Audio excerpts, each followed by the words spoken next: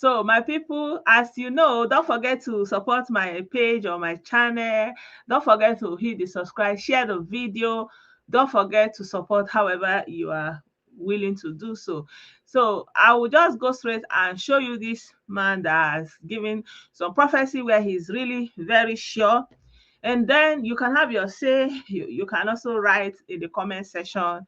And then I want us to also go ahead and talk about this hate that they are talking about Igbo people and say, there's so much hate about Igbo people and, there. But I want us to just kind of talk about it and like look at it and say, is it true? What is actually happening? You understand me? So that's why I want to um leave it like that for now. Yeah.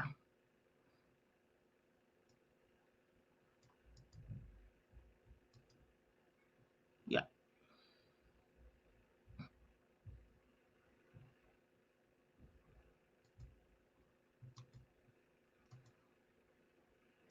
Tell you that even if Bola Ahmed Tinubu have been shakingly declared as president, this Egyptian whom you see today, you will Good see them no evening. more. You will see them no more. You will see them no more. The prophecy is to assure you of the new Nigeria.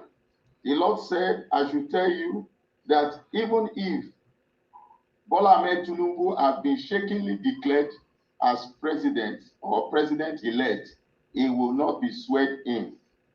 He will not be swept in. He will not become the president of Nigeria. The Lord said to me, he said, he will near the corridor of power, but he will not sit on the presidential seat.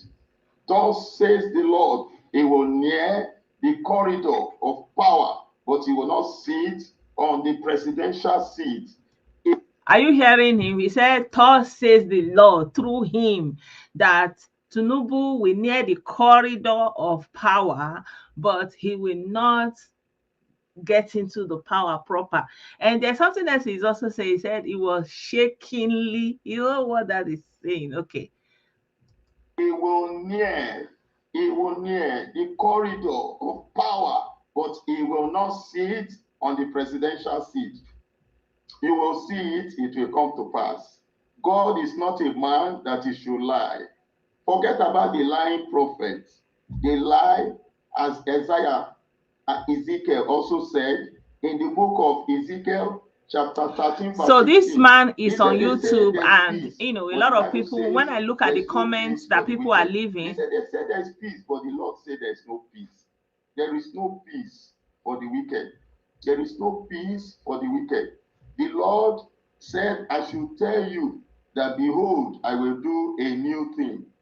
In the book of Isaiah, chapter 43, verse 18 and 19, he said, you should forget about what you have seen. In verse 19, say, I will do a new thing. God will make a way for Obi in the rivers. He will make a way for Peter Obi in the rivers. Our God does not lie. He will make a way for Peter Obi in the rivers. And he will make a way in the wilderness. There will be rivers in our desert. We are going to see a new thing.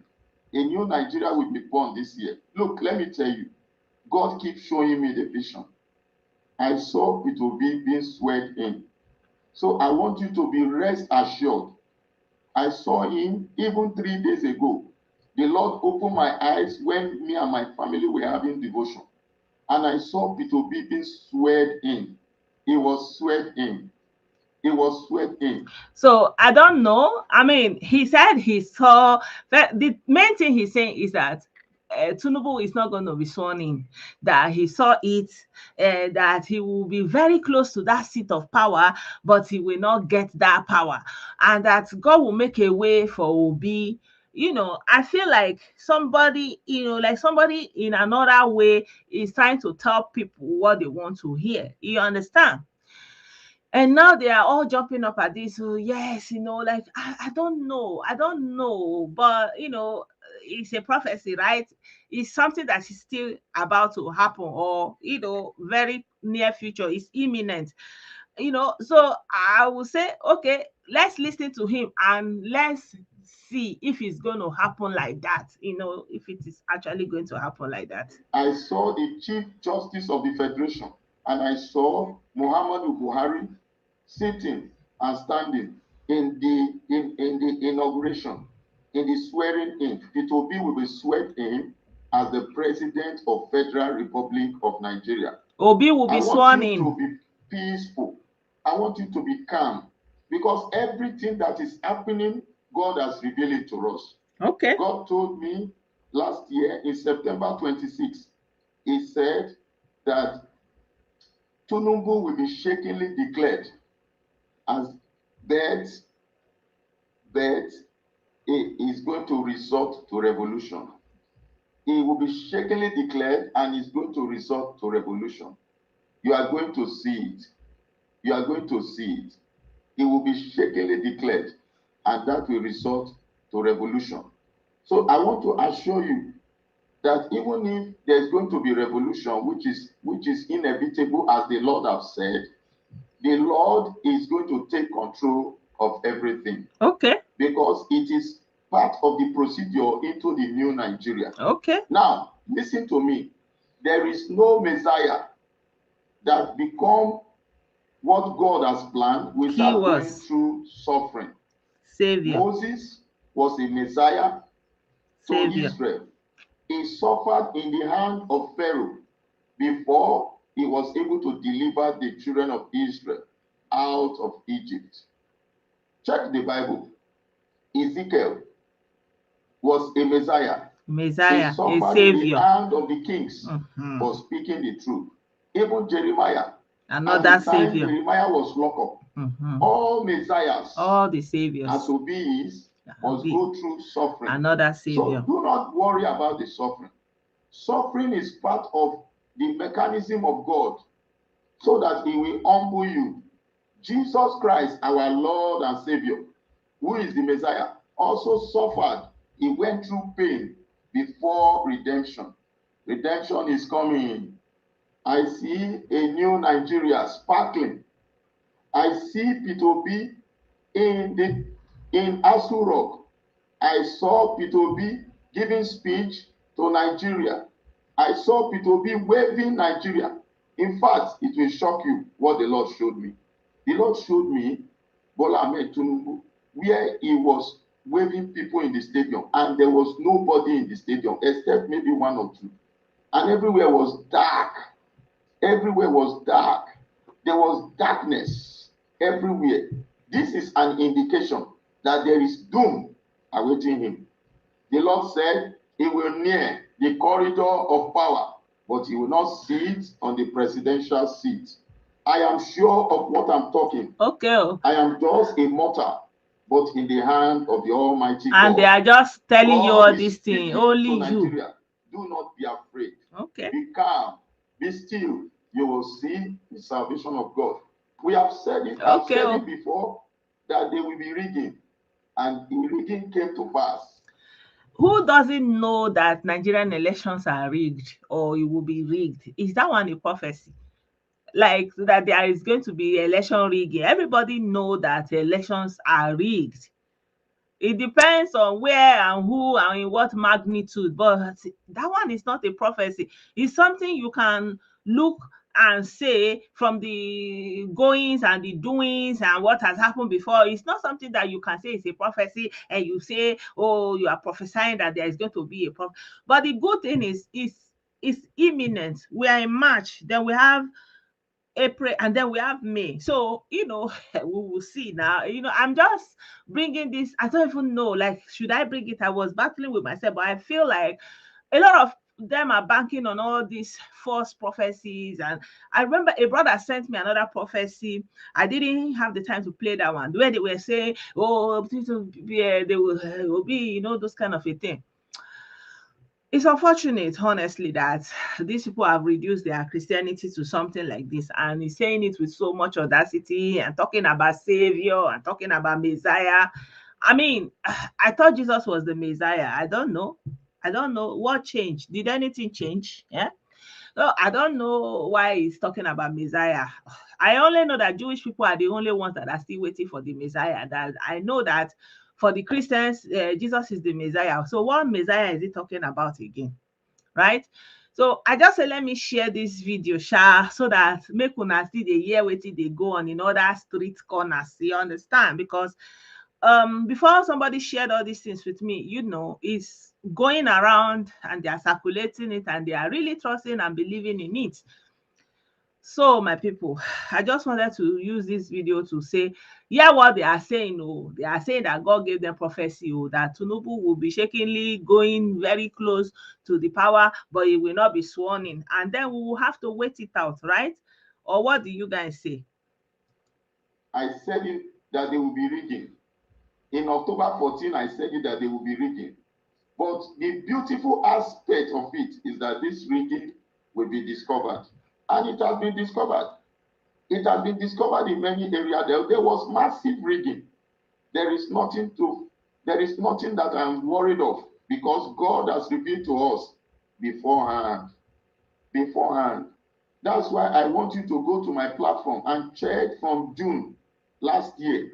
I started prophesying about this nation, of things or events that will take place, so that when it starts unfolding, you will not be afraid. So what did the things that he said will? I believe that I'm very sure that why he's giving all this prophecy is because he prophesied that P2B was going to win outrightly, and it didn't happen like that. So he's just trying to, get away from that first one and saying, okay, be calm, it's still coming, it's just happening like that, it's going to pass through the fire, and that kind of a thing. So I think this is where all this thing is coming from. So well, voila. So the thing is, I said it. Me, I don't know now. Me, I'm not. I don't receive any message. Is that INEC will be electoral commission? My son say he prophesied that INEC will be electoral commission. It's true. He also prophesied that the election will take place on the 25th. How you go to prophesy wetin everybody know? Like I said, nobody can say that election was not rigged, because there was irregularities across the country, everywhere there was irregularities. And like I understand, the people that caused the most of the irregularities are the people who are going for House of Rep, because they saw that everything was almost like tilting towards one direction, and they decided to instigate violence to get what they are looking for, to return back to the National Assembly. So I'm hearing this that from different corners from the southeast. I've heard that that's where the problem started. I heard from the Rivers State that's where the problem started. Someone has still corroborated the same story in Lagos. So it's the same thing all over the country. And today I even saw a video in the news where someone that went to vote in Edo, and that place was invaded, and somebody unfortunately went back to heaven, a young woman. So it happened every day, everywhere in Nigeria, and the issue of underage voter, it happened everywhere. You understand? It happened in the north, it happened everywhere. So at the end of the day, everybody did their own irregularities, and everybody accepts some of the result and reject some of the result. My thing is, if it is not a good election, then it is not a good election completely. You cannot accept some and reject some, right? The people that won NAS cannot be rejoicing in the same polling booth, right? And then you are saying no, nullify one part. That's my own thinking. If you want everything to be cancelled, say let's redo the election. That will be the goal. Or if you say, okay, these are the flashpoints, these are the real places where you have concrete evidence, then everything has to be redone. I cannot understand why somebody will be going and collecting his return certificate to the NAS very happily and showing them, and the other person will be going to court to claim the presidency in the same booth, in the same, I don't know. That's how I'm processing it. I don't know. I may be wrong, right? Yeah, exactly. He changed the prophecy from he will not win, like he will not win, to he will not be sworn in, right? First of all, he said he's not going to win, and then he's not going to be sworn in. So this burden is on the people who trust, who follow people like this. They put so much hope, they put so much anger, and these kind of people are very dangerous. These are the pulpit bandits that we're talking about, right? So I don't know. It's still in the future. That's the main thing, because it has not happened. So I want to do this so that at least we can use this one to hold him. So okay, let's see what is going to happen come May. First of all, he said that it's not going to be sworn in, and then he said there's going to be a revolution. He said that there's going to be protests all over the country. We have not seen the protests yet, but anything can still happen from now till May 29th. So the whole floor is still open. So we shall see. Eh? Ẹlẹ́nu gbọ̀ngbọ̀ngbọ̀n. Ẹlẹ́nu gbọ̀ngbọ̀ngbọ̀n. There's another video a brother sent to me. I didn't even share that video with you guys, where another man was giving prophecy before that time. I don't know. Our people are carried away with this kind of a thing. Me, normally everybody make projections. Normally, naturally, you make projections. You say, from what I'm seeing, from what I've seen, I think something like this is most likely to happen. That kind of a thing. But when somebody is outrightly saying, God spoke to me, and then is giving details, like seriously, God wrote it down and passed it down to you as a letter or what? I don't understand. You understand me? Article equals to Obi. Now, Labour Party, right? I'm not a politician, I'm telling you what God said. Labour Party will win. Now, Wazo will now fight and wait. And that is where now problem through the West. Through the West. The West will say, we not agree. Labour win. And I see the PDP and I see the APC fighting, and I see what bring out, which I told people that they will not bring Mazin and the Kano. I said what to bring him is the last of the politics. That is when they will say, come out for politicians. Look up here. See, sir. Everything about this thing, I've seen it. I left prophecy for the sake. People listen to it about it because in far north is not like east and west, which social media flow. What they listen is what the man say. What they say is what they take to talk. I am not here for politics. I am here to prophesy and to speak increase in your life. Yes, are you getting me? Yes, sir. And I say, I see the man in the seat continually, and I hear, hey, yeah. My friend, go and check all my records since 5-6 years ago. I don't just prophesy when I prophesy. I prophesy when God showed me, and put politics by the side. What is God telling me now?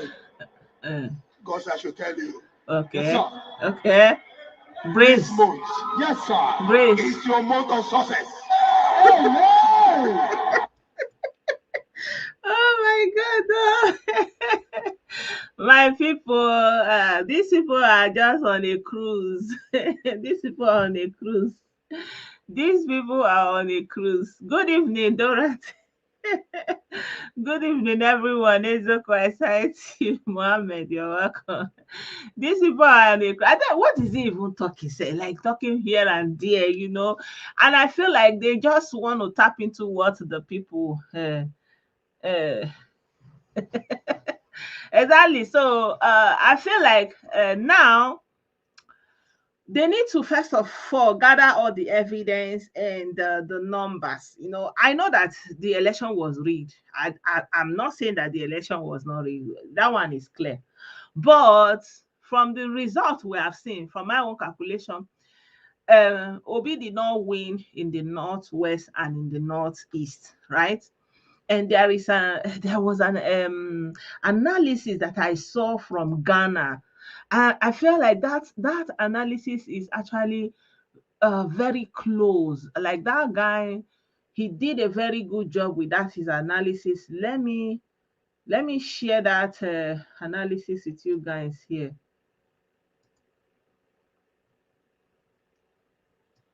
Distribution of the vote. Would you say that this election? This is not for this election.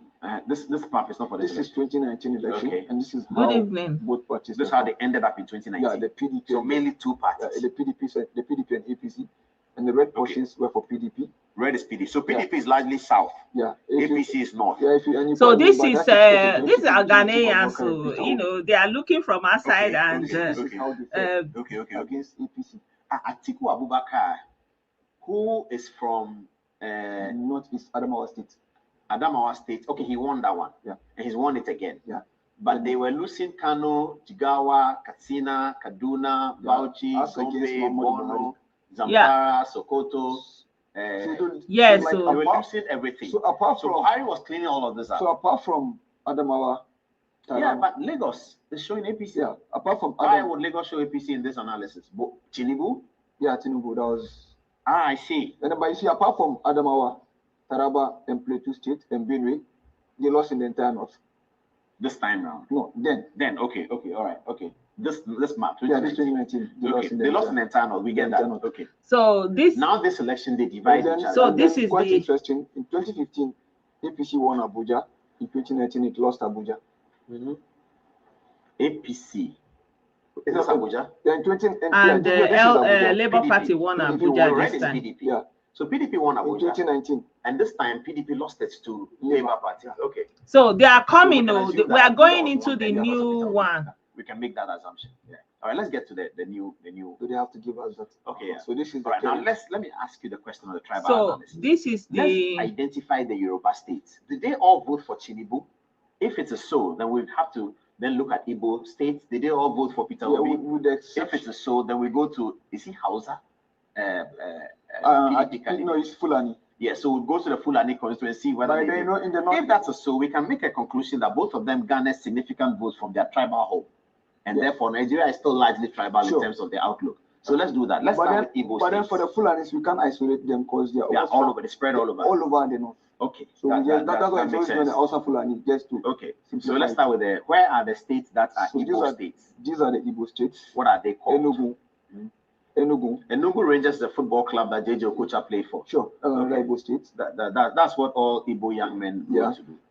Anambra, another Igbo state. And then you have Imo, another Igbo state. Okay. And then you have Ebonyi, another Igbo. Let's look at some of the results from, say, one of the Igbo states. Put in here. So wait. We are understanding that this is the breakdown of the election, and I feel like they did a good job. It's from Ghana. Significant. Let's look at any one of the results. So let's look at its home state. Yeah, where's his home state? Anambra. Okay. Can you make the results bigger, or that's what we get? No, I think that's what we only get. Okay, so in Anambra State, APC pulled 5,000. APC pulled 5,111. PDP pulled 9,000, and Peter Obi pulled 584,000 in his home state. 21. I see. That's significant. Yeah. So he won his home state. Okay, so can you conclude that all the Igbo states here have been won by Peter Obi? Yeah. And won significantly? Significantly, yeah. Okay, now what about these red states in the middle of the map, which is not Igbo? So this portion are part of the North Central. Okay. Even though these also are not so. And that's close to Abuja, isn't it? Yeah. And these are also this is another North Central state. This and this. Okay. But then out of the North Central, he won 3. Two states and the Federal Capital Territory. Okay. And then let's look at the gap. Okay, so in Plateau, what tribe is in Plateau? We have the Ngas in Plateau. That is Yakubu Gowon's people. Okay, so that is that's minority group. Yeah. Okay, and then I don't even know the group there. Okay, and their hero is Yakubu Gowon of the first group. All right. So APC gets 307, Labour Party gets 460. It's close, isn't it? Yeah, it's close. It's close. So why did Peter Obi win that? That's not Igbo. Why did he win it? There was issue of religion and then ethnic tension in Jos. Okay. Prior to APC coming to power, I feel like even under the analysis is really super. There's no reason why APC was given the chance because of the insecurity in Nigeria at the time. And then when APC got to power, there was also this continuous attack between the Fulanis and the farmers. People felt Buhari's response was very slow, perhaps because he was an ethnic Fulani, because people didn't see that kind of hastiness to address the issues. Only after each attack, they heard the announcement of mobilization. But there was no serious attempt to forestall some of those attacks. That could have accounted for the anger. And then when you go to places like Jos, which is the capital of what do you call it, the two states itself, you got to a point where enclaves were now being created, where Peter to communities that were interrelated. Okay. It just become a Muslim enclave exclusively or exclusive Christian enclave. So there was that division. And I think people felt that their interest is best represented by Peter Obi. And so we decided to take away APC. Okay, so this is the central part where Peter Obi was able to gain votes that were not tribal. Yeah. That he probably gained the votes on his narrative and the Yeah. confidence. So, and these are the only part of the North he penetrated. Yeah. I see. Because these are not central states. Yeah. Okay. All right. No problem. Let's then. So we settled that Peter Obi won his tribal vote, but he was able to raise votes in areas where he doesn't come from on the basis of his narrative and credibility. Yeah. All right. Let's do Tinubu. He's Yoruba, isn't it? Yeah. Let's go to the Yoruba. So he won every Yoruba state, excluding Osun State and his own state, Lagos. Mm-hmm. In Osun State, he lost it to PDP. PDP. And then in Lagos, he lost it to Labour. Yeah. And then if you compare the two, you could see that in Lagos, NSAS was a factor. Yeah, you said that before. Yeah. And then for the first time in Lagos, but let's understand why NSAS is a factor. You see, people felt that the response, how the issue was addressed. So you can see that purported attack. So the NSAS was about a toll booth. The NSAS was actually about police brutality. Yeah, general police brutality. Spread across the southern belt of the country. But the epicenter of the protest itself was Lagos. And then the youth were assembled around the Lekki toll booth, which some believe that Tinubu has a stake in the company that is in charge of the concession around that place. So they thought he was losing money. He didn't create himself. Did they stop the Lekki toll booth from operating? Sure, when they were there. So how did the cars pass? They freely? They allowed the cars to pass. So this is a Ghanaian analysis, not Nigerian. You know, they are breaking it down. To prevent his losses, we had to. So what I want to, for me personally, when I'm looking at this now, you see, for example, only the Southeast region is monogeneous in the way the voting outcome came, you know, because, for example, in the North, we have two candidates, that is Atiku and Kwakwanso. And here we have Tinubu and we have Obi. And only the Southeast region is like only red, only one party, Labour, you know. So if you go to other zones, here in the Southwest, you see inroads, Labour one party here, you see PDP, another party here, you understand? If you come to the South, you still see APC here, you see another APC here, you see PDP here, you see PDP here, in the South, right? And then if you come to the Central, you still see APC, you see representation of other parties. So anyway, let's continue. Activate all the military to go and clear the youth off the place. Yeah, and then when the committee was formed to look into the matter, the governor denied having knowledge of the orders. Tinubu denied, and then so up to date, they've not been clear answer about who actually gave the orders for the military to attack. But in what capacity was Tinubu to be able to give orders? Well, as a chieftain of APC, he could influence issues, and if you understand the absolute control he has in Lagos at that time, even if he's not the one that ordered it, perhaps he's the first person. It could have been done for him, or he still take the blame. Either way. All right. So the results in Lagos show that APC. Okay, let's start with Labour Party. 5/8/2000. 5/8/2000 and APC 5/7/2006/11. Very close. Yeah. So is it ordinarily PDP was virtually out of the race? PDP were out of Lagos completely. Yeah. Okay, so but is Lagos also not so cosmopolitan that Yorubas was one? The cosmopolitan. So they are breaking down the election results, something like that. I don't know if it's interesting for you to leave it. Should I continue playing it? It's a high turnout. It actually goes against the status quo mostly. Correct. So that could also be a factor that has created the situation. But then Tinubu losing Lagos is the biggest earthquake of this election, just like the previous election, 2019. When Saraki lost his dominance. Yeah, exactly. He couldn't break into the Muslim stronghold. Yeah. Accounts for that. There was this, last year was a gubernatorial election in Osun State, in which what you call it, PDP won. Davido's uncle. Yeah. Adeleke. The previous one he lost was on a close margin. Okay. So APC has always had issues. Okay, I should stop the video, right? Adeleke APC. Yeah, Adeleke is PDP. So basically, you can see, like, especially, I feel this is very important when we are talking about people outside that don't like us, Ndi Igbo, and I feel like this voting pattern is very telling. It's very telling. How can you vote over 90% for one party in an election where other parties are contesting, right? it shows like, you know, that there is, it's always, it's like uh live or die, you know, like no option available. Hmm?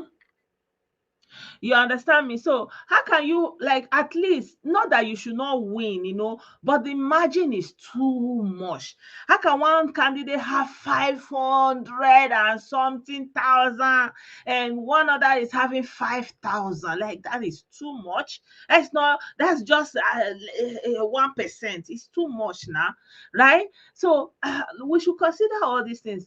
And what this is actually telling is, we are making ourselves effectively a minority. This region is making itself a minority in the sense that their vote will be inconsequential, because when you vote in mass like this for one person, and that person doesn't emerge as the winner, and you don't give the other side, the other winning side, any percentage as, you know, as an inroad into your region, you emasculate yourself and make yourself, you know, diminish your impact, right? But they don't know. I don't know why they don't know these things. I don't know. Me, I'm not even a politician, and I can see it.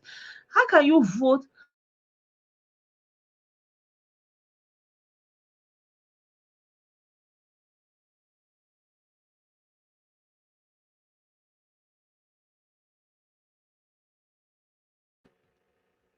Okay, it's back. So what I'm saying, when we look at other region, okay, look at Tinubu in the southwest, for example. Yeah, okay, they can also say, oh, they have someone from their region and they will vote, or everywhere will be blue. But you are not seeing it. You can see that Labour made inroad. You can see that PDP made inroad, at least, you know, that, okay, out of the 6 states, that the other 2 contending party, that they got percentages there. And that percentage at least will make it up to 25% that can give that party a win for that region, because you need some 25% spread into another region, right? And you come to the center, the same thing in the north central. You can see that they vote PDP, they vote LP, they vote APC. Like in the north central, all the parties got something, you know. I mean, when we are looking at it, I find using maps very easy to explain, because you can be looking at it, and then you go to the northwest. You see the northwest region, you can see APC, you can see PDP. LP didn't make inroad here. Why? Because, you know, the election, the campaign was churchinized. How will I put it? Christianized, mainly like a Christian something. So when you have only Muslim people here, it didn't make really inroads, barely, right? Because you have, and so, but still, you still have the contention between PDP and APC, not one person. So you see PDP winning 2, and you see APC winning other parties, other states here. The same thing for the northeast. Yeah, you still see PDP taking some of the states. You still see this one here going for APC. So we are the only, and the same pattern we are seeing in the south. You see here PDP, LP, you see what they call it here, APC, you see PDP. So, you know, they kind of still spread their vote. That, you know, like a door for LP. Here you see, like, why will only you just vote one block? Why? That in itself is showing that you are not showing love. You are not capable of giving the love you want. Because when someone is giving you love, the person is also expecting something in reciprocity. Nobody is saying, okay, win outrightly. Let me tell you, if for example, Atiku won one state in the southeast, it may give him 25% there. You understand? Okay, maybe Obi will still win, but not with 500,000 or 600,000, like 99%. Like, he can still win with 80%. It's still a win. Huh? You can still win. So this voting pattern is not something to be proud about, honestly, because you don't give, but who will give you? You understand? So here you are happy you made inroad. Here you are happy you made inroad. But APC cannot be happy, cannot make inroad. PDP cannot make inroad. The same way when Buhari was coming, like this was PDP. It's always only one way or nothing. There's no democracy in the thinking, in the way you are doing your things, right? The same way in 2015, I don't know about 2019, the same way PDP all through, everything must be PDP. And anyone that doesn't go to the PDP, you will be angry. But remember that if you want to be someone that will wield influence, you have to be someone that the political party will be sure or can go to the bank with the fact that they can get that 25% from that region. Right? Because they need it. And that's how you make yourself politically relevant. Honestly. Good evening. Oluchi, I greet you. Yeah, so if you vote like this, you continue to make yourself irrelevant. You make yourself a minority. And then the political parties will start calculating how they are going to maneuver without your block vote. Honestly, they will be calculating a win without your block vote, making you completely inconsequential. Anyway, what do I know? Shebi na me be Sabo. Yeah, so they broke it down a little bit so you can have a look at the. So Obi didn't make inroads in the northwest and the northeast, and that's where the problem is. And now, if they go to court, he's now in the third position. So I don't know if it is going to be possible for him to, be from third to first.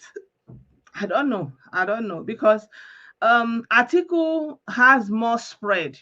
If we look at this map again, Atiku even managed to have more spread, right? Like you can see Atiku here in the northeast, northwest, that's the green, right?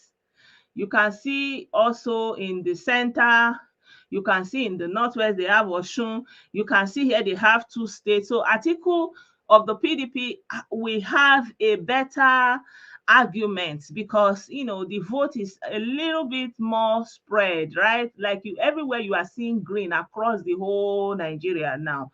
Right? But you cannot say that for LP because you cannot see any red anywhere here.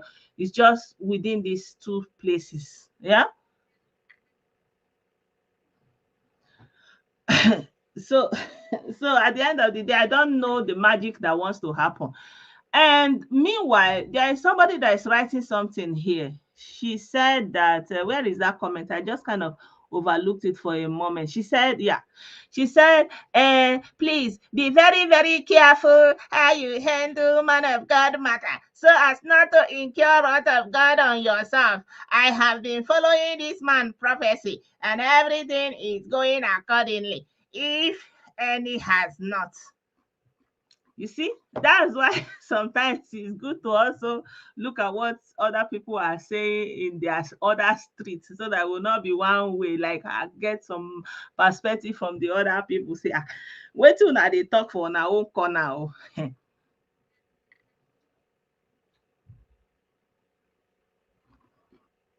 Yeah, greetings, Chim. I greet you.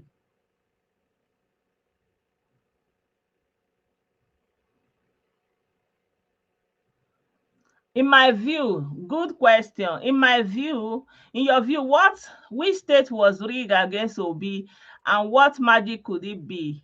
He only made 25% in 16 states. That is the big question, though, because when I ask them the question, they will say is the process. The main thing is the process. I don't know now.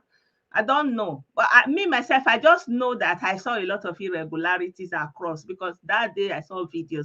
I saw voter intimidation in Lagos, ballot box snatching in Delta State, in Lagos. I saw a lot of disruptions in Lagos, like across the country. There was a lot of disruption, even in I saw videos from Central, from Plateau, from Jos, from those states. I saw videos of River State, a lot of disruption, a lot of violence in Enugu, Owerri. I saw the videos, Aba, Abia State. I saw irregularities basically. So for me personally, it was rigged. It was rigged, but how, to what extent, to whose benefit, I don't know. I don't know. But I know that the rigging happened all across. And I saw underage voters from the north, and I also saw underage voters from other regions. For example, the southeast. I saw young people that they were interviewing, that they were talking, they were laughing. So I don't know. So I don't know what they will use to show the evidence. So if everybody's saying the process, I don't know now. So if the process is flawed, then nullify the whole elections, right? Not just the presidential elections, right?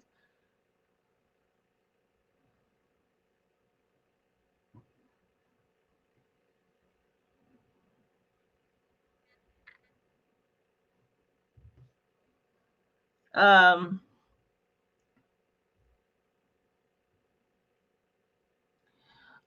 so our brother Mohammed is saying that Atiku won 25% in 14 states, while Tinubu Jagaban won 25% in 29 states. So when we are looking at the places that will be won, I don't know where, like for example, like if he, I feel like I know that this here in River State is in very high contention, that Obi won it, but it was rigged against him, right? River State. So I got a lot of videos and a lot of testimony from people in River State that they were all voting Labour, and still Tinubu won Labour, the River State here. So I don't know what difference it will make for Obi, but I think that what will basically happen is that Tinubu will not have any percentage in this region, and so therefore, when he doesn't have any win in this region, he will not meet the requirement of 25%. Correct me if I'm wrong. He will not meet the requirement of 25% in all the in 26 states or something like that, or 25 states of the federation. So in that way, it was very important for him to win this state. But if so then it will be between him and Atiku. That's my own thinking. Oh, correct me if I'm wrong. And if Obi had won this state, right, and still couldn't make any inroad here and here, then I believe the advantage will be more to Atiku.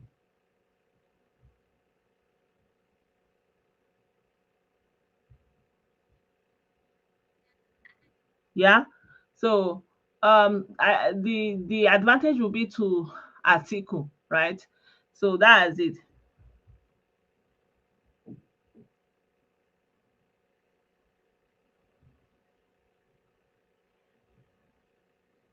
Yeah.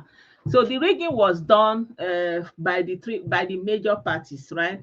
And Kwakwanso only won one state. Of course, it's obvious it's not going anywhere. So and again, the clause in the election clause, that you have to win two-thirds of the states and the federal capital territory, and he didn't win that federal capital territory.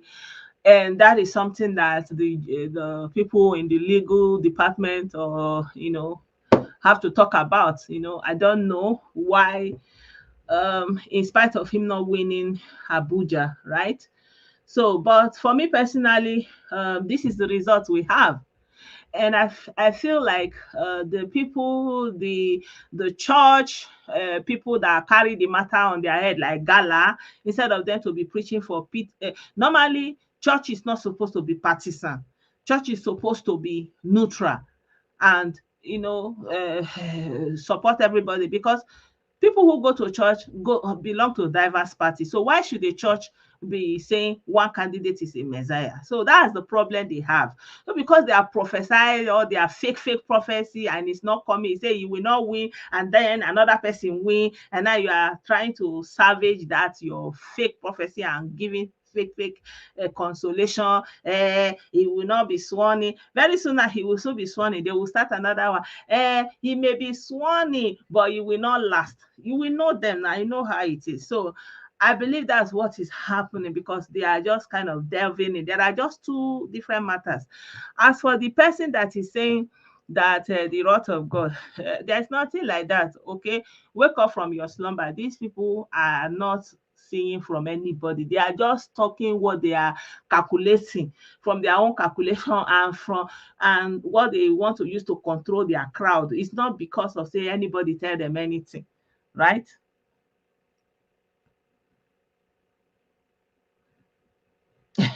Why are they still waiting for him to win? That's it. Though I don't know.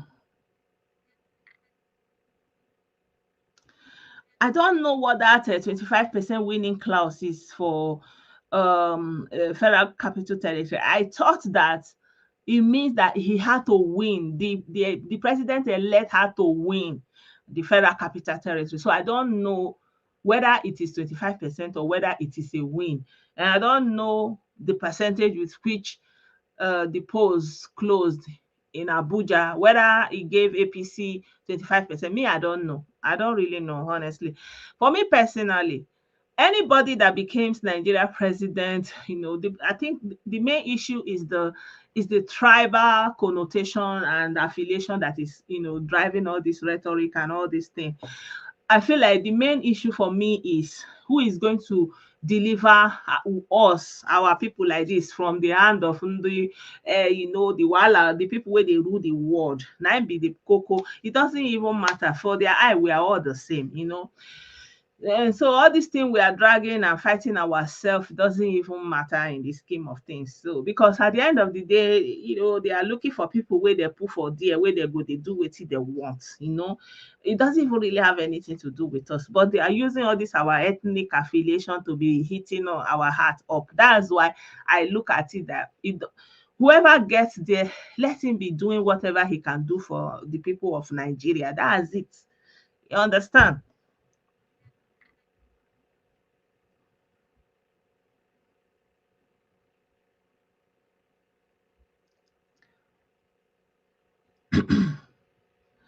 Abuja is just regarded as a state, meaning 36 plus 1. Okay.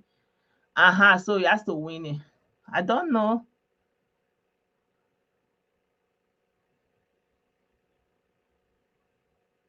But I saw a post today that LP had an alternative collation center, and they have closed it because even in that alternative collation center that APC was leading it. I saw that post. Ugo Ebujo posted that post today.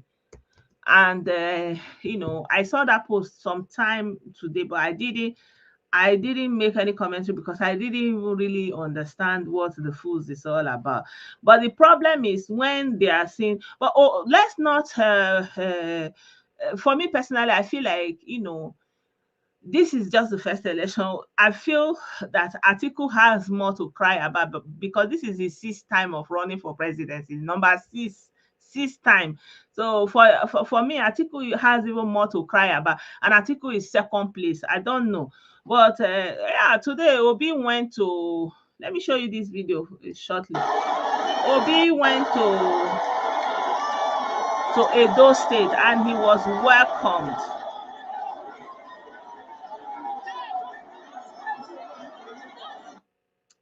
So he received a rousing welcome. You can see this is Obi. He went to Edo State. So to salute the people of Edo State for being obedient. So I believe it's something that he can actually make use of, and build on his politics. It doesn't have to be you try once and then you must have it or something like that. I don't know. But for me, as I did like this, anyone that INEC announce, I will follow it because I'm not fighting with anybody, right? So Obi is still wielding a lot of influence, and this kind of prophecies is also giving the people hope that is going to come back, right? Yeah. So I wanted to share yeah, what I wanted to show you guys. Yeah, there's this graph I saw. The graph I saw that they said that they were collating alternative collation center. I'll see if I will see it. I will show you guys. Yeah.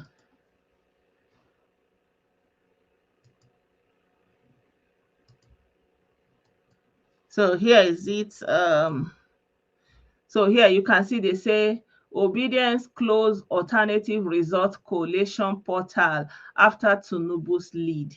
So there was an alternative collation that they were tallying the ones that were uploaded unofficially or offline. I don't know how that collation came about. And even that in that collation, obedience was closer. It's no longer second position, third position, but second, which means they are running neck and neck to APC, which is not very much difference if you ask me. 52 5 million to 6 million. I mean, it's very close now. It's very close. 5 million, less than a million votes, right? So, and it places them. So maybe I don't know why did they close it. I don't know. So this is the post that was coming today. So I don't know how authentic it is. It's coming from Punch newspaper, and this is the position of the whole issue now.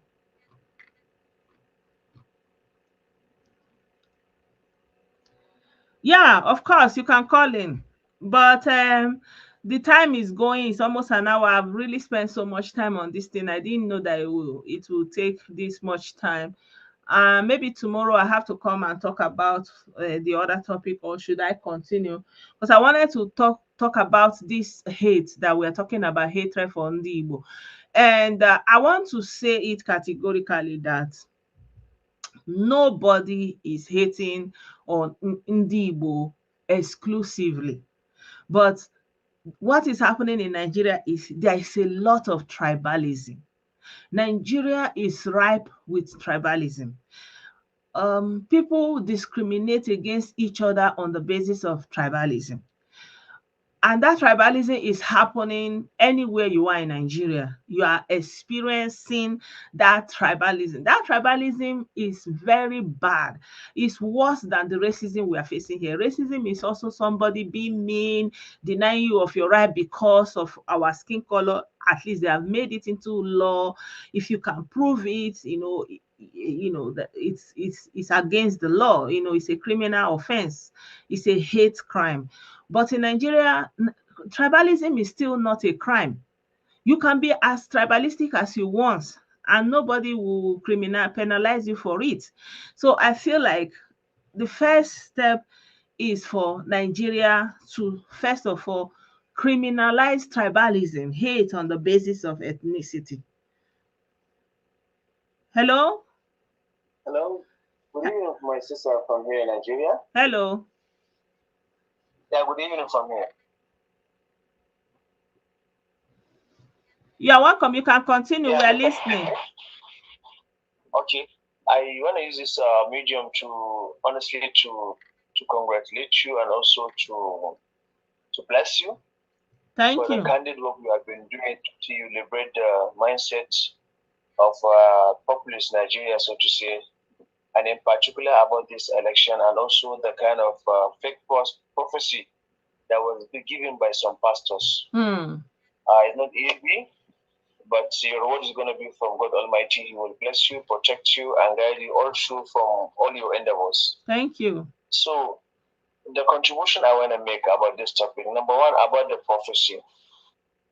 Sometimes, honestly, based on my honest belief, is that this kind of prophecy some pastors are giving, it's kind of engineers some, what do you call it, catching feelings over we're supposed not to catch feeling over. For example, now, if I am, by the way, supporter of a particular candidate, and a pastor come out to say he is giving a prophecy that God has tell him or have spoken to him that my candidate is going to win. Mm. If my candidate happen not to be the one who won the election, then I'll be thinking that the election has been rigged automatically. Yeah. Mm-hmm. Because someone I trust that he's taking me to God, he has already telling me that to God have told him that my candidate is going to win. Mm. So this one is just kind of hyper feelings or hyper engineering some people to hate each other. Mm. Because I see no reason none of these pastors will tell you that God have even ever spoke to him. To be sincere, with all due respect, they're just lying to themselves. Yeah, they're lying. The first prophecy is that they said Tinubu will not win. Now they have changed the prophecy to that he's not going to be sworn in. So which one are we going to take now? You have not even cleared the first prophecy you gave. The first thing is that you have to maybe give us a clear explanation. Why did that the first prophecy you gave could not happen? Then you're jumping to the second one. This is how they have been playing with the mindset of their people. Last time, Pastor Joseph Suleiman, when El-Rufai was daring to be a governor for second time in Kaduna, he said that if El-Rufai is there for that seat, he's going to die before the election. Yeah. Now El-Rufai is even ending his second tenure, still healthy and wealthy. So I don't understand. And the same person still come out to say that tell you that one particular candidate is going to win this election. And after they see the election that is not one, they will say that already God have told them there's going to be some cruises here. Now he's not going to be sworn in. Which one are we going to take again?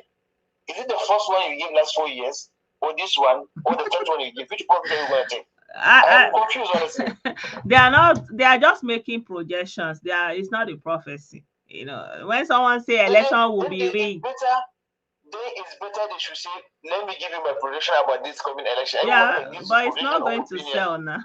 That is one. Yeah. Number two, according to the last point you just make now, my question to these people that are catching feelings over this election is, how on earth will Samuel Otom, Governor Samuel Otom of Benue State, rig election in favor of APC? How on earth Governor Masari of Katsina State will rig election in favor of PDP? How on earth will Samuel Olu of Lagos State rig election in favor of Labour Party? How on earth will Nasru El-Rufai of Kaduna rig election in favor of PDP? How on earth will Ganduji rig election in favor of NNPP? How on earth will Sokoto rig election in favor of Niger rig election in favor of what? APC. So these are questions that these bingos need to answer. This is a simple question. Yeah, but the issue is that there were irregularities. We cannot deny that. I agree. I said 100% last time you spoke. I said I agreed. There were irregularities in this election. There were some rigging across all parties. But my question is that those that warrant to say that all the elections should be cancelled, then all the Senate and House members should be back home. So the electoral election will be conducted. For me personally, I don't have a problem with that. Why not? If I'm talking to you now, we have 33 House of Rep members of Labour Party, 5 senators from this election. Yeah, then they will have to go at it again, and maybe if they were not rigged, then maybe they will increase or decrease. You know. And to be honest, let's even not deceive ourselves. Let's even not sugarcoat the truth. To be honest, if you take a critical look about this election, you can even predict that yes, this election result could be like this, because all the state and see the permutation of how this election is going on, you can see that yes, the supporters from each state yes give their best. From all the notification, I don't see on it how will Labour Party win this election. They perform woefully in Northeast, North Central, and Northwest. It's only in Jos and Nasarawa that he even performed. The remaining 17 states he performed woefully. How will he win the election? This is a question. This is a question. The reason why the feeling is over hyper is that they have already made up their mind that it's either my candidate win or they have nothing. If my candidate do not win, we go back to Biafra agitation. That is the problem we're having. In Nigeria is a zoo. So you see, they have already gone back to their earlier quest for Biafra. They only there because if Obi did not win, they go back. That is my stake. Thank you very much for giving opportunity to speak. May God bless you and protect you. Thank you so much. Thank you. So, Daniel Lazarus, now you even have Matt to be asking obedient how market. Look at people that came from nowhere and penetrated the national politics to even come second place. You people have been running around, buying people, destroying Ali Igbo for the past 10 years. You have nothing to show for it with your misleader in DSS dungeon and your second savior, Simon, the son of Ekpa, nowhere to be found. Whether it's arrested with the story of one picture. Are you not ashamed of yourself? You are not coming here to be talking. Look at the progress they made. What do you have to show?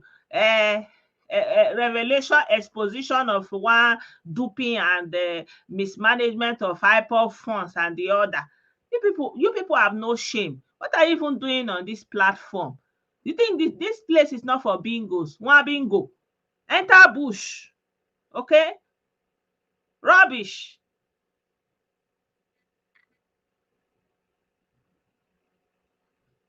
Election, all the parties they rigged now. Everybody rigged, and I'm seeing I've seen some videos where they caught a lot of people in Lagos. I've not posted it. I'm waiting for the full story. It was on channels.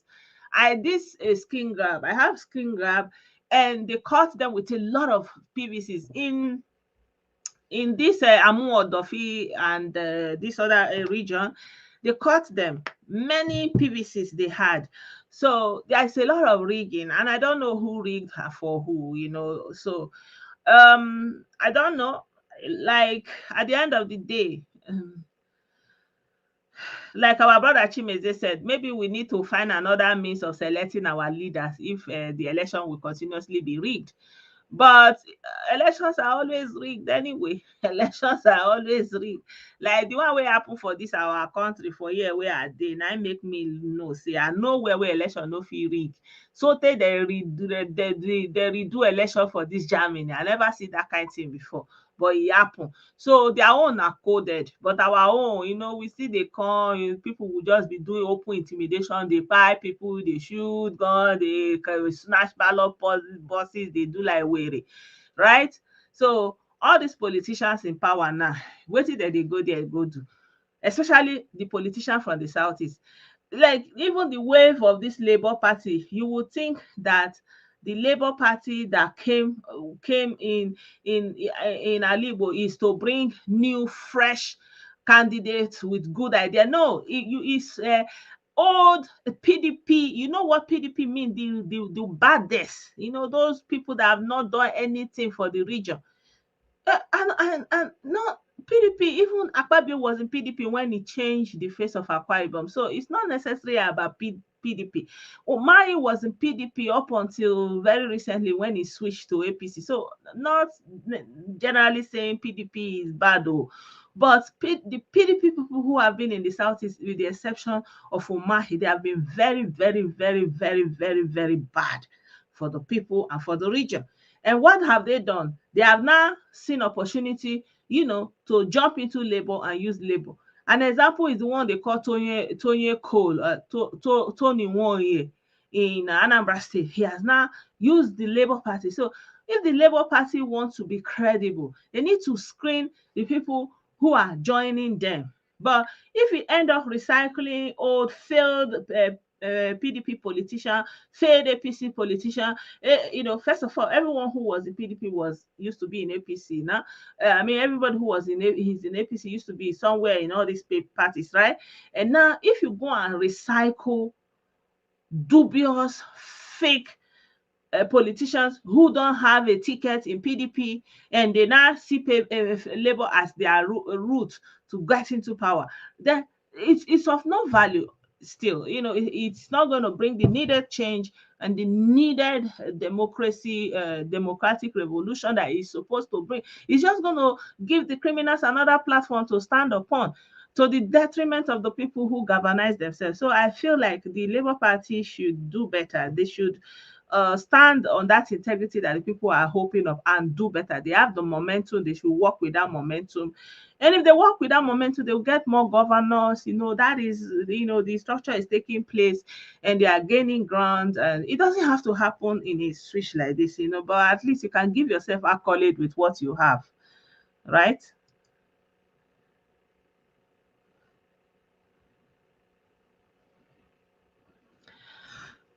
The election will always be mad because the politicians themselves are not saints. They want that power by all means. They don't, like it's a do whatever affair for them. So it can never, I don't know, I don't see it because they want to get back to power. They will pay people, they will do everything, they will take out their opponent, that kind of a thing. It's the politicians that are the real problem that we have. And I think that we went into democracy without people studying or being taught what it means to be, like people didn't study public administration or go into public service, like they don't even have the skill. Somebody will just wake up and become for example, the husband of Macy Johnson now, he won and he's going to the National Assembly. Like, what is his background? You understand? Did he go to any policy school to learn how to do policy, how to, do public service or something like that? Nothing like that, So people just come from nowhere, maybe for some people, they go and do some dubious business, they fall into money, they just come, find a way, they enter policy, they begin big man, they continue to do their big, that kind of a thing. That's the problem.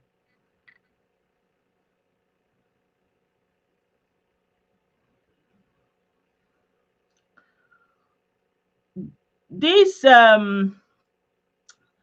you must be ashamed to be insulting with your comment. This picture that I put up here was an alternative result collation portal that Obedient were using to check if the result was okay, and they came up at the end of the day that APC was leading, and they closed it. They say Obedient closed alternative result collation port after Tinubu's lead. Abi, your brain know dey work, and say you just wan shakon insult. Wetin dey worry you? Like, seriously, you just come and start insulting somebody. You will not read what is there because your hands are so fast to come and insult. Abi?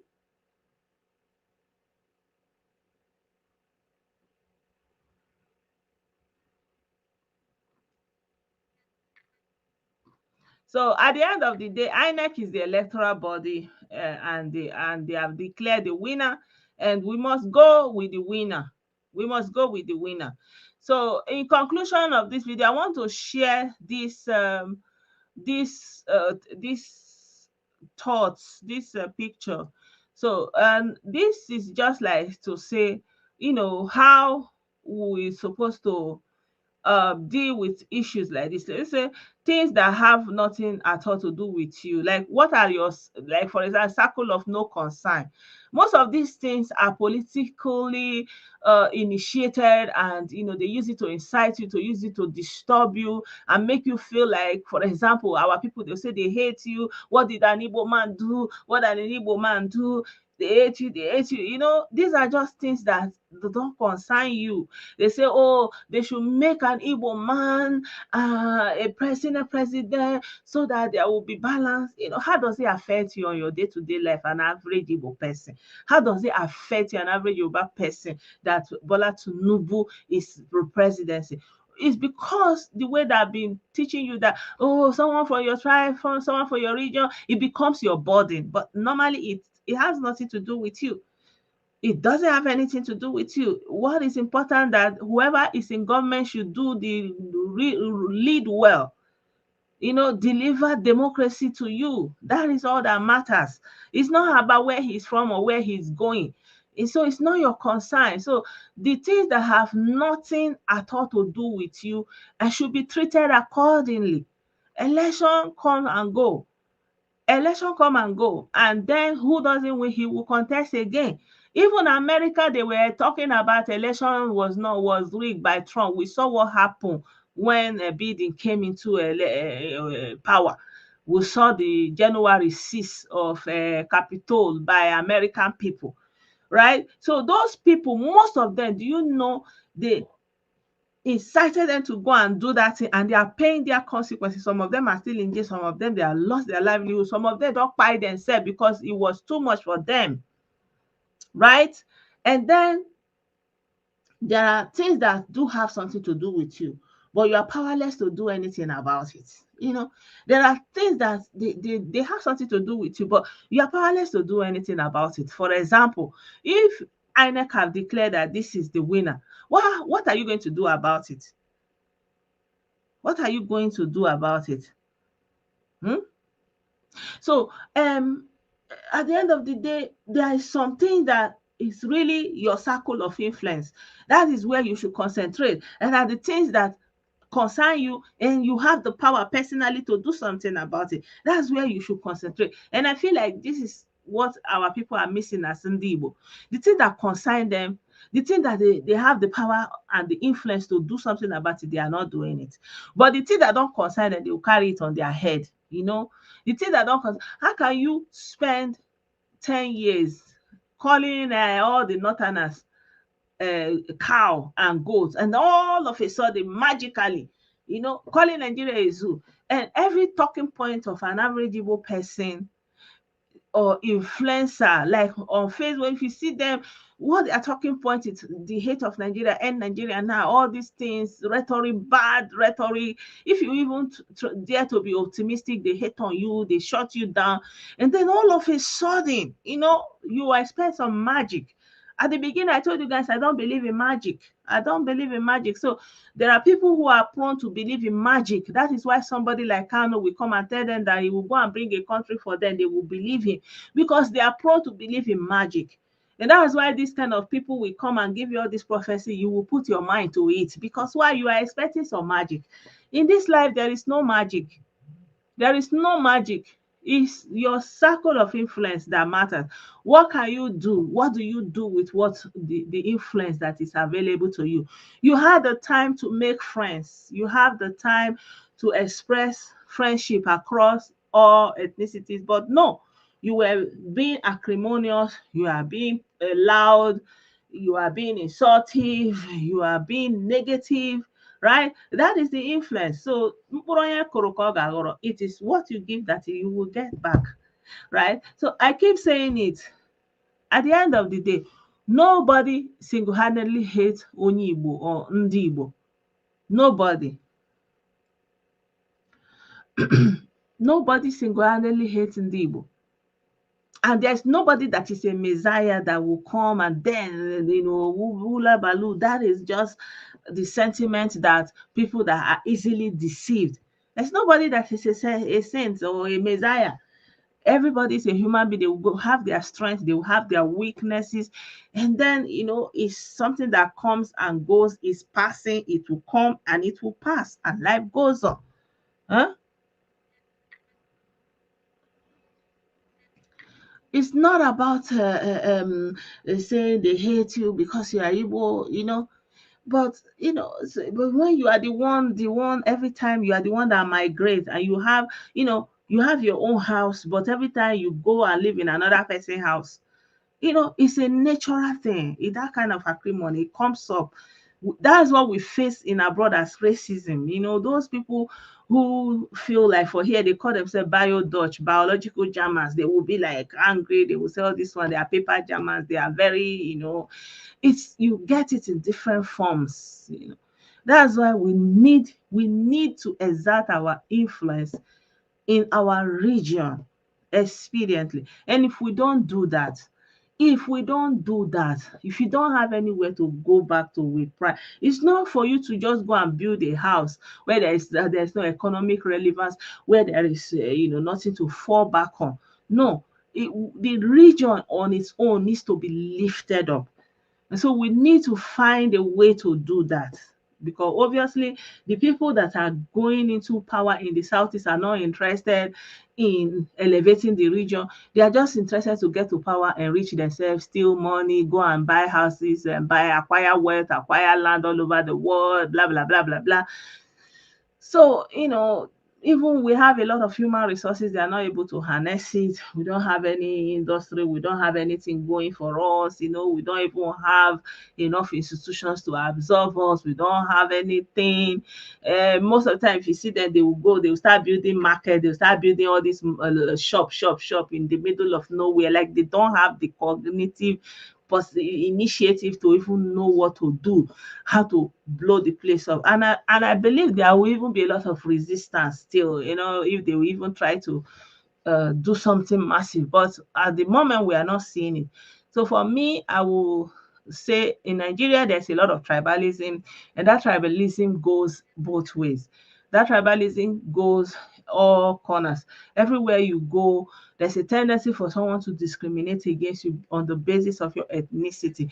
And in the South is also not excluded in every part of Nigeria. And as long as the Nigerian legislature are not looking at tribalism as something serious that's supposed to be penalized, you understand? So that hate animosity between the ethnicities will continue to be going on. Yeah.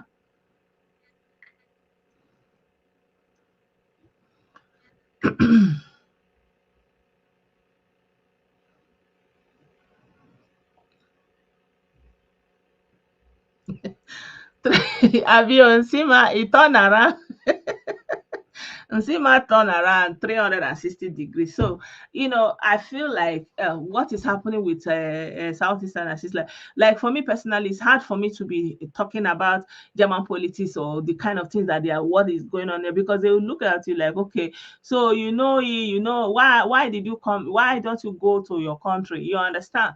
I feel that's what is happening to us, Ndi Igbo, because we are the only one that have our own region and we cannot live there. We are the only one that need to emigrate in large numbers. Other people, they may emigrate one or two, but their livelihood does not depend on immigration, right?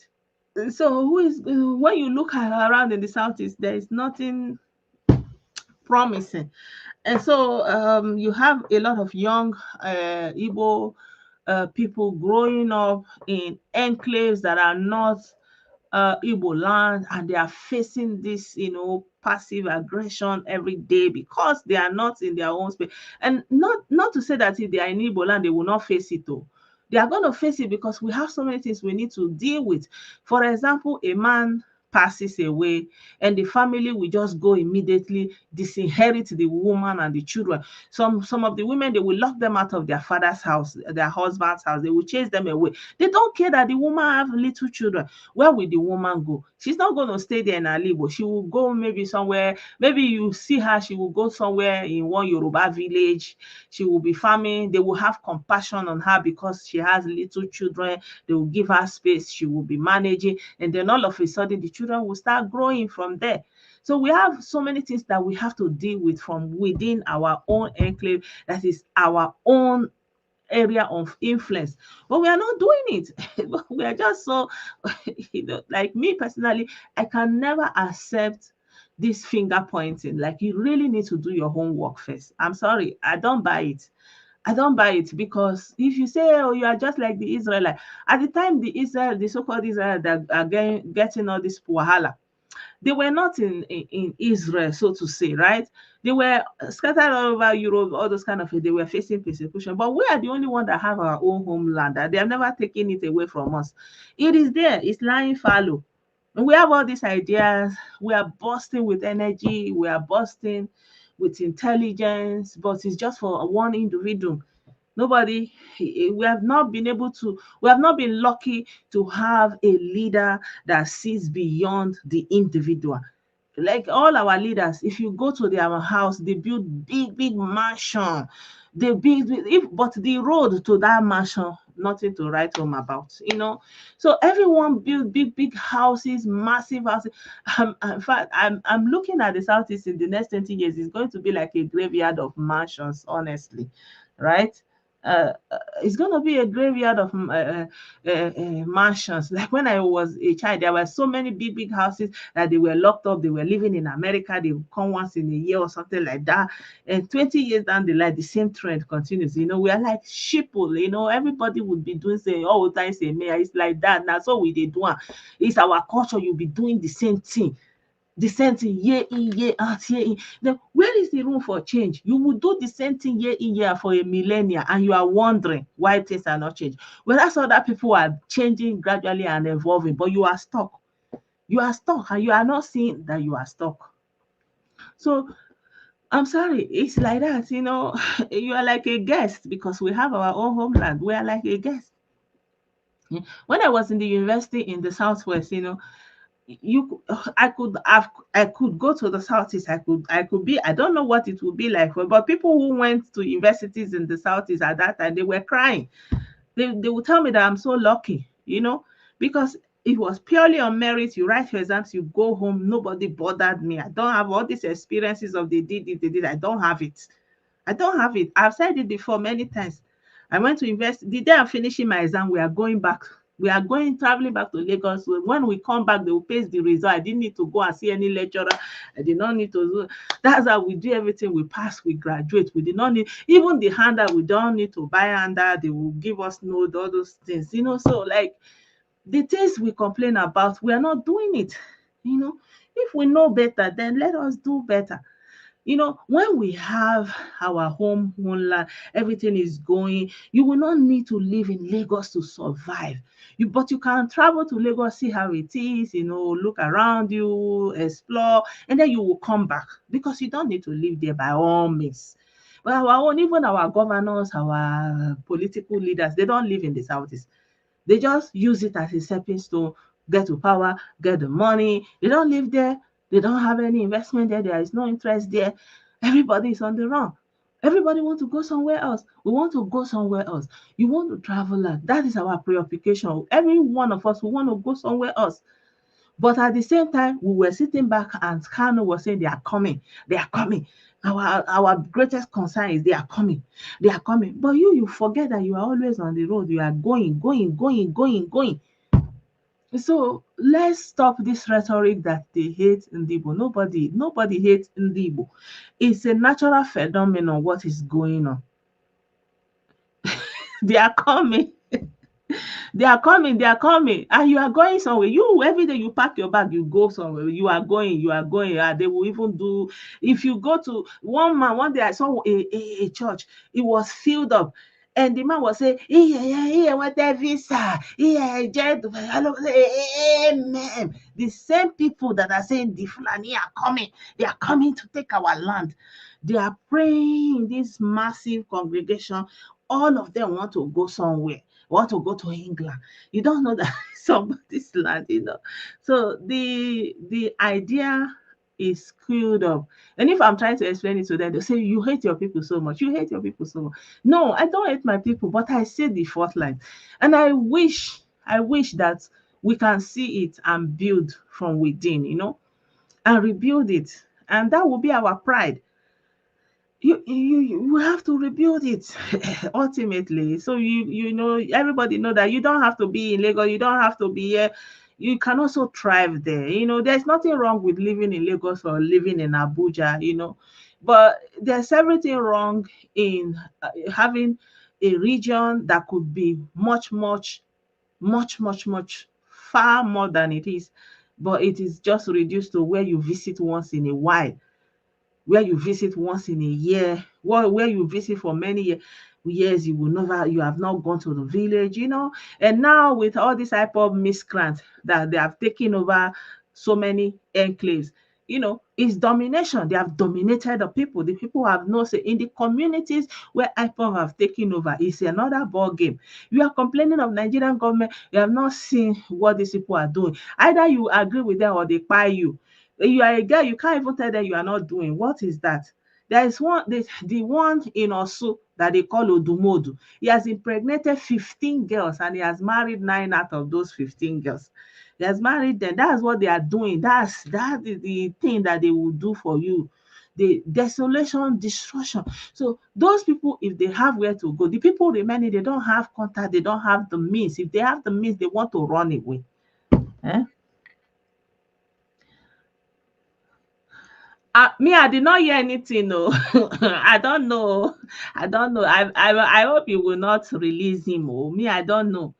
I hope he has to think about it. I hope he remember when he was jumping up. Tinubu, his hotel must be burnt down. I beg go. Me, I don't know. Maybe it's one of these their prophecy. They have done so many prophecies that they will release him. I don't know.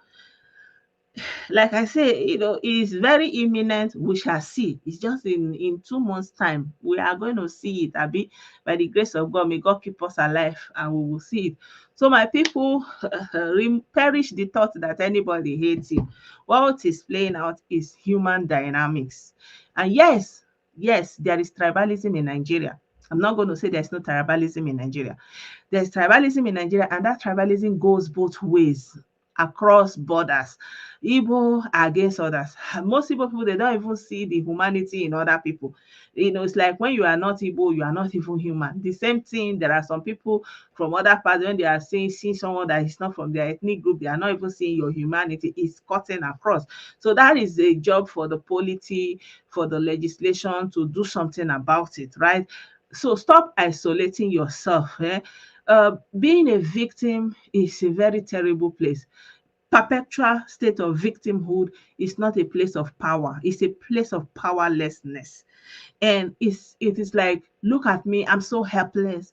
You can walk all over me because I'm just a victim. That's what you are saying when you are saying, oh, they hate me. What did I do? They just hate me. You are just saying, oh, I'm just so helpless. I'm so powerful. I don't have any influence over what happens to me. I'm just here, flat, liquid, to be walked up and down, kicked around. No, being a victim is not a place of power. It's like a crybaby. If you have a baby that cries too much, you will understand it. When that baby is crying, you say, now so they cry. You barely attend to him immediately. It will have the baby have to cry more. You say, it's like this, your cry is too much, so they will check. But the baby that doesn't cry too much, a little thing, they will attend to him and say, this one is crying like this, something is wrong. And you that you are crying, this is like that, that's how you cry. So you people should reevaluate how you are processing the things that is happening around you and take action when you have influence over what is happening around you, right? Yeah. Thank you so much, my people. I've talked more than an hour and a half. I also say, yeah, talk. I'll see you guys tomorrow by the grace of God.